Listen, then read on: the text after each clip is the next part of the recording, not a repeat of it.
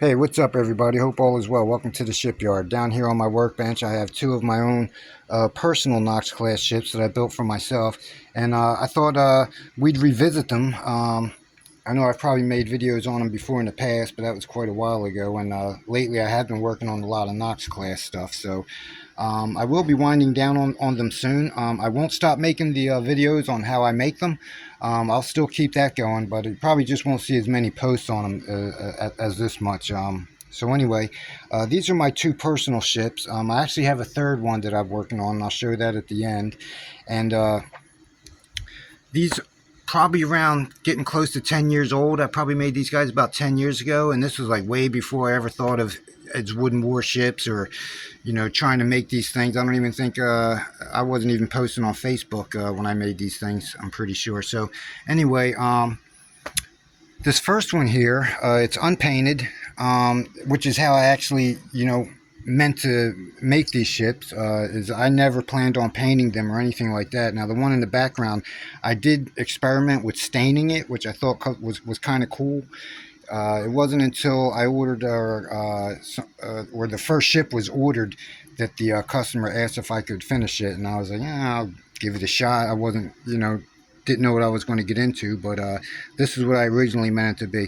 Now this ship, it is a little bit more fancier than I guess you can say the production versions that I make. I really spent a lot of time on this, and and at the time it was a hobby, so I would work on it for a few hours here, a few hours there. I still had a job, so I had to limit my time on it. But I'll show you what I've done to it and how it works. Everything on the ship comes apart. The ship is meant to come apart and be put back together again. So that's what we'll do. We'll go ahead and take the ship apart. We'll start forward and work ourselves aft and start taking things off. So the guns and stuff like that, that's still something I do. Every ship that I make, the guns still work like this. So, but this is the very first 5-inch gun that I ever made, and the very first ASRock launcher I ever made. Okay, so the bow, hurricane bow, it will come off. I want to try to be careful. I haven't done this in a while, so it will come off.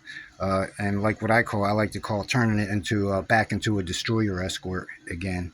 So if you're ever a hull tech on one of these, you know what these guys are. I'll let you tell me what they are in the comments if you know. We'll start with the bridge. The bridge comes off. And of course I don't do this to the production ships. Everything's glued on. It's a bunch of pegs and holes. The mast or the Mac. The mast part of the Mac will come off separate. There's 4 more holes that hold it on. You can see that up close if you want to check it out. Very first Mac mast I made for the Knox class frigates. This Mac will come off. This does come off and rotate and stuff like that, but we'll just leave it on there so I don't lose it. And then it's still, let me see, I think this part comes off next. You can take this part of the ship off, and it's, like I said, it's just a bunch of pegs and holes. Of course, I don't do that to the ships I do now. I will put some alignment holes in them just so I can keep working and be able to put the part on and off. But other than that, now I think this part's glued on. I had a hard time trying to get it off, and I don't want to test it. One thing about the helo hanger before I take it off is it does extend out, and when you take it off, you can see inside all it is just a little, kind of like a box I made that slides in and out. So, and it still comes off more. You can still take the whole superstructure off. And you can see this is one of the very first ships that I've made because the hull is one solid piece of wood. I think I made it actually out of a 2x4, and it's actually a little bit too short than what I make now. I think it's about 1.5 inches too short than an actual one. Here's one what I make now, and we'll try to put the holes on top, and you can see the correct version's about 1.5 inches longer than the one I made, but that's okay. I wasn't really knowing what I was doing back then. So so real quick, we'll just put it back together again. In fact, I'm going to put the camera right here so I can have both hands and get this thing back together again, and I'll show you the other ship that I made.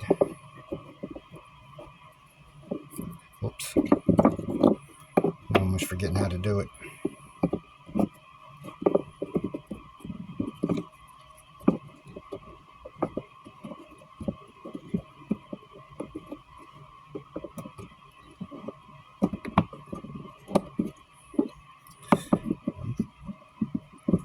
Every once in a while I got to take it apart and put it back together again just to make sure nothing's stuck together, because this wood will swell and they do stick sometimes.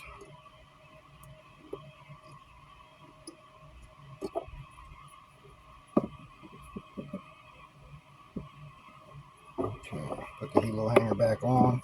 Put the helo back on the flight deck. Oops, I forgot the helo hanger door.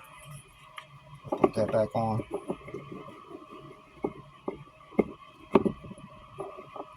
Okay, let's check out this guy. Alright, now this ship was built in approximately 350 scale. I was on another, I must have my mind somewhere else on this one, because I thought it would look kind of cool if I stained it. I still wasn't trying to paint the ships yet, and I just want to see how it would look if I just stained it and put a coat of varnish or something over it. And this ship doesn't come apart like the other one. It's not all built fancy like that, and it's actually had its the smaller the ship, it's actually more difficult to make. You really have to have the parts really precise when you go to fit them up. So still got its little boats and captain's gigs and stuff like that. And if you open up the top of the helo hanger, there's a little helo in there. Let's see if we can get it out. And that's where I store it. I'd rather it stay in here than if I'm afraid if I ever display this ship, it's kind of hard to get the rotor out. Oops. So we'll put him there, and then we'll put the rotor on him like that, and that's it.